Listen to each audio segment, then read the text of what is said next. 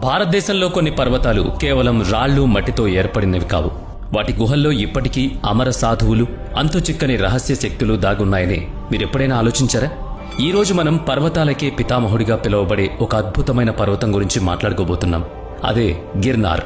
గిర్నార్ గుహలు సాధారణమైనవి కావు. ఇక్కడ నివసించే సాధువుల వయస్సు 200 లేదా 300 సంవత్సరాలు. వారిని కాలానికి అతిథులుగా చెబుతారు. అసలు గిర్నార్ అనేది కేవలం ఒక పర్వతమా, లేక ఏదైనా అలౌకిక లోకానికి ఉన్న రహస్య ద్వారమా? ఈ పర్వతం రాళ్లు కుప్ప మాత్రమే కాదు, ఇదొక మ్యాజికల్ ప్రపంచం. ఇక్కడ పెరిగే కొన్ని జడిబూటీల శక్తిని ఆధునిక విజ్ఞాన శాస్త్రం కూడా ఇప్పటికీ అర్థం చేసుకోలేకపోయింది. స్థానిక కథల ప్రకారం ఒక సాధువు ఇక్కడ ఒక చెట్టు పుల్లతో పళ్ళు తోముకుంటే అతని పళ్ళన్నీ రాలిపోయాయట. అంతేకాదు, ఇక్కడ ఒక మొక్క పేరుతో వండిన ఆహారాన్ని తిన్న వ్యక్తికి నెలల తరబడి ఆకలి దప్పికలు వేయలేదట. ఇవి కేవలం కథలేనా, లేక మనిషిని అమరత్వానికి దగ్గర చేసే సంజీవని లాంటి మొక్కలు గిర్నార్ అడవుల్లో నిజంగానే ఉన్నాయా? కానీ అసలు రహస్యం వేరే ఉంది. ఈ పర్వత లోతుల్లో మృగీకుండ్ అనే ఒక కొలను ఉంది. ప్రతి సంవత్సరం మహాశివరాత్రి నాడు నాగసాధువులు ఇందులో స్నానం చేస్తారు. ఆశ్చర్యం ఏంటంటే అందులో మునిగిన కొంతమంది సాధువులు మళ్లీ బయటికి రారు. నీటి అడుగున ఏదైనా రహస్య సొరంగం ఉందా? అది ఎక్కడికి దారితీస్తుంది అనేది కేవలం ఆ సాధువులకు మాత్రమే తెలుసు. చరిత్రను చూస్తే గిర్నార్ పర్వతం హిమాలయాల కంటే పురాతనమైంది. దీని వయస్సు కోటాను కోట్ల సంవత్సరాలు. సాక్షాత్తు 33 కోట్ల దేవతల తపస్సు చేసిన పవిత్ర భూమి ఇది. 7వ శతాబ్దంలో చైనా యాత్రికుడు హ్యూన్ సాంగ్ కూడా తన రాతల్లో గిర్నార్ సాధువుల గురించి ప్రస్తావించారు. వారు గాలిలో తేలగలరని, ఆహారం లేకుండా బ్రతకగలరని, వారి చుట్టూ దివ్యమైన కాంతి ఉంటుందని వర్ణించారు.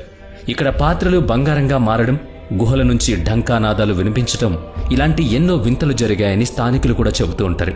ఇవన్నీ నిజమైతే గిర్నార్ ఒక హిడెన్ యూనివర్స్ కి ముఖ్య ద్వారమా? ఈ రోజు మనం గిర్నార్ పర్వత రహస్య యాత్రను మొదలు పెట్టబోతున్నాం. అసలు దీన్ని దేవతల నగరమని ఎందుకంటారు? 10,000 మెట్లు ఎక్కి లక్షలాది మంది ఇక్కడికి ఎందుకు వస్తారు? ఆ రహస్యాలన్నీ ఈ సిరీస్లో తెలుసుకోబోతున్నాం. అందుకే ఈ వీడియోని ఇక్కడ స్కిప్ చేయకుండా పూర్తిగా చూడండి. ఎందుకంటే ఇప్పుడు మీరు చూడబోయేది మీ నమ్మకాన్ని, తర్కాన్ని మరియు మీ చేతన సవాలును. ఈ విషయాలు కేవలం చరిత్ర లేదా సైన్స్ మాత్రమే కాదు, ఇవి శాస్త్రాలకు అతీతంగా ఉండేవి. గుజరాత్లోని జునాగఢ్లో ఉన్న గిర్నార్ పర్వతం ఏమాత్రం సాధారణమైంది కాదు. ఇది హిమాలయాల కంటే పురాతనమైంది. అందుకే అన్ని పర్వతాల్లో దీన్ని భీష్మ పితామహుడు అని పిలుస్తారు. ఇక్కడ ప్రతి రాయిలో, ప్రతి గుహలో ఒక వింత శక్తి దాగుంది.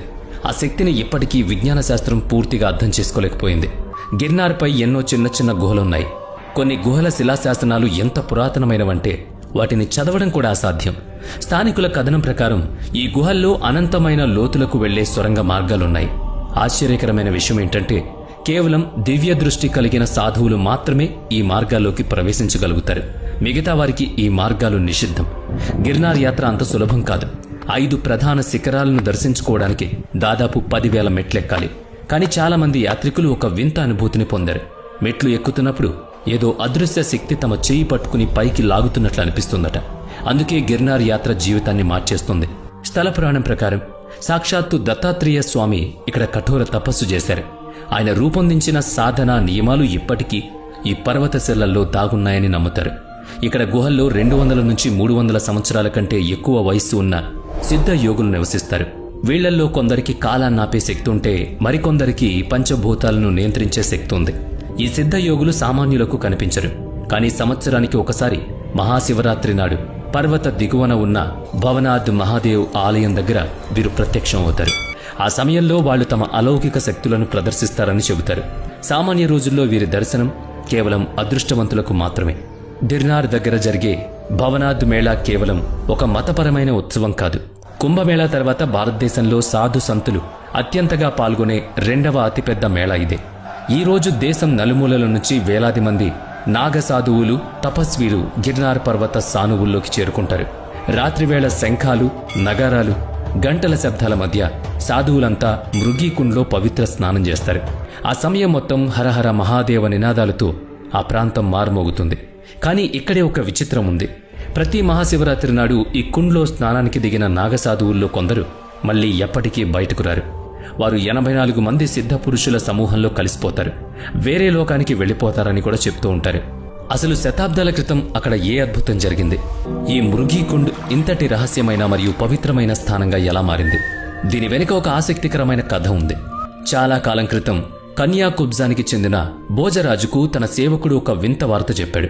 రేవతాచలం అంటే ఇప్పటి గిర్నార్ అడవుల్లో ఒక విచిత్ర ప్రాణి కనిపించిందట.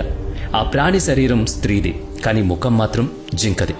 ఈ రహస్యాన్ని ఛేదించడానికి స్వయంగా రాజు బయలుదేరాడు. చాలా రోజుల వేట తర్వాత రాజు ఆమెను పట్టుకుని తన మహల్కు తీసుకొచ్చాడు. ఎంతోమంది పండితుల్ని పిలిపించి అడిగాడు, కాని ఎవరూ ఆ రహస్యాన్ని చెప్పలేకపోయారు. చివరికి రాజు కురుక్షేత్రంలో తపస్సు చేస్తున్న ఊర్ధ్వరేత అనే గొప్ప ఋషి దగ్గరకు వెళ్ళాడు. ఆ ఋషి ఆ జింక ముఖం ఉన్న స్త్రీని ఆశీర్వదించి ఆమెకు మానవ భాషలో మాట్లాడే శక్తిని ప్రసాదించాడు. అప్పుడు ఆమె తన నోరు తెరిచి తన పూర్వజన్మ రహస్యాన్ని ఇలా బయటపెట్టింది. ఓ రాజా, గత జన్మలో నువ్వు ఒక సింహానివి, నేను ఒక జింకను. నువ్వు నన్ను వేటాడినప్పుడు నేను ప్రాణభయంతో పారిపోయాను. పరిగెడుతున్నప్పుడు నా తల ఒక వెదురు పొదలో ఇరుక్కుపోయింది. కానీ నా మొండెం పక్కనే ప్రవహిస్తున్న సువర్ణరేఖ నదిలో పడింది. ఆ పవిత్ర నదీ జలం తాకగానే నా శరీరం ఇలా మానవ రూపంలోకి మారిపోయింది అని చెప్పింది. ఆ స్త్రీ ఇంకా ఇలా కూడా చెప్పింది, నా శరీరం నదిలో పడి మనిషిలా మారినప్పటికీ నా తల మాత్రం ఆ పొదల్లోనే ఇరుక్కుపోవడం వల్ల ముఖం ఇంకా జింకలాగే ఉండిపోయిందంది. ఇది విన్న ఊర్ధ్వరేష ఋషి భోజరాజును ఆ ప్రదేశానికి వెళ్లి పరిశీలించమని ఆదేశించారు. రాజు అక్కడికి వెళ్లి వెతక్క పొదల్లో ఒక జింక పుర్రె దొరికింది. రాజు వెంటనే ఆ పుర్రెను తీసుకుని సువర్ణరేఖ నదిలో కలిపేశాడు. ఆ పుర్రె పవిత్ర జలంలో పడగానే అద్భుతం జరిగింది. ప్యాలెస్లో ఉన్న స్త్రీ ముఖం తక్షణమే మానవ రూపంలోకి మారింది. ఈ అద్భుతానికి కృతజ్ఞతగా ఋషి ఆజ్ఞ మేరకు రాజు అక్కడ ఒక పవిత్ర కుండాన్ని నిర్మించారు. అదే ఈరోజు మనం చూస్తున్న మృగి కుండ్. ఇక్కడ భక్తితో స్నానం చేసేవారికి జీవితకాల పాపాలు పోతాయి, మోక్షం లభిస్తుంది. మృగి కుండ్లో ఇప్పటికీ గుప్త శక్తులు, దృశ్య ద్వారాలు ఉన్నాయని నమ్ముతారు. ఇక్కడ జరిగే సంఘటనలను సైన్స్ కూడా వివరించలేదు. అందుకే ప్రతి సాధువు తమ జీవితంలో ఒక్కసారైనా మహాశివరాత్రి నాడు అక్కడ స్నానం చేయాలని కోరుకుంటారు. ఎందుకంటే ఆ రాత్రి సాక్షాత్తు చిరంజీవి అశ్వత్థామ అక్కడ స్నానం చేయడానికి వస్తారని ఒక బలమైన నమ్మకం. మృగీకుండ్ కథ అలా ఉంటే యాత్రికుల మధ్య మరో వింత కథ ప్రచారంలో ఉంది. ఒకసారి కొంతమంది యాత్రికులు దారి తప్పి ఒక యోగి గుహను చేరుకున్నాడు. ఆ యోగి వారిని శాంతింపజేసి అక్కడే ఉన్న చెట్టు ఆకులు తినడానికి ఇచ్చారు. అవి తినడానికి పాపడ్లా రుచిగా ఉన్నాయి. ఆశ్చర్యం ఏంటంటే అవి తినగానే వారి ఆకలి మాయమై శరీరంలో అద్భుతమైన శక్తి పుంజుకుంది.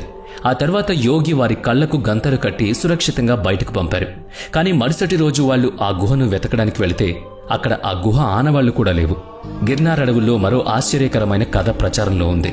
ఒక వ్యక్తి భరించలేని నొప్పితో బాధపడుతూ ఈ అడవి గుండా వెళుతున్నాడు. నడుస్తుండగా అనుకోకుండా ఒక పొదను తాకాడు. ఆశ్చర్యమేంటంటే ఆ పొదను తాకగానే అతని రోగం పూర్తిగా నయమైపోయింది. ఈ విషయాన్ని అతను జునాగఢ్ సాధువులకు చెప్పినప్పుడు వారు అదే మొక్క నుంచి ఔషధాన్ని తయారు చేసి ఎంతో మందికి చికిత్స చేశారట. అలాగే ఒక సాధువు తపస్సు చేసి అలసిపోయి పళ్ళు తోముకోవడానికి దగ్గరలో ఉన్న ఒక చెట్టు కొమ్మను విరిచాడు. ఆ కొమ్మతో పళ్ళు తోముకోగానే అతని పళ్ళన్నీ రాలిపోయాయి. అప్పుడు అర్థమైంది ఇక్కడి చెట్లు సామాన్యమైనవి కావని, అద్భుత శక్తులున్నాయని. మరో కథ ప్రకారం గిర్నార్ ప్రదక్షిణ చేస్తున్న కొందరు యాత్రికులు అలసిపోయి కిచిడి వండుకున్నారు. వంట కలపడానికి గరిటె లేక పక్కనే ఉన్న ఒక చెట్టు పుల్లతో కిచిడి కలిపారు. ఆ కిచిడి తిన్న తర్వాత వారికి కలిగిన అనుభవం విస్మయానికి గురిచేసింది. వారికి ఏకంగా 6 నెలల పాటు ఆకలేదు. పైగా వారి శరీరంలో మునుపెన్నడూ లేని కొత్త శక్తి పుంజుకుంది. ఇవన్నీ కేవలం కథలేనా, లేక గిర్నార్ మట్టిలో నిజంగానే మనిషి శరీరాన్ని, ఆత్మను ప్రభావితం చేసే అదృశ్య శక్తి ఉందా? ఇక్కడ మట్టి, నీరు, గాలి ప్రతిదీ ఏదో దివ్యశక్తితో ముడిపడి ఉంది. మీరెప్పుడైనా గిర్నార్ యాత్ర చేశారా? చేస్తే మీ అనుభవాన్ని కామెంట్ చేయండి. గిర్నార్ పర్వతం కేవలం రాళ్ల కుప్ప కాదు. ఇది 5 శిఖరాలుగా విస్తరించిన ఒక జీవశక్తి వ్యవస్థ. ప్రతి శిఖరం పంచభూతాలైన అగ్ని, జల, వాయు, ఆకాశ మరియు పృథ్వీ తత్వాలకు ప్రతీక.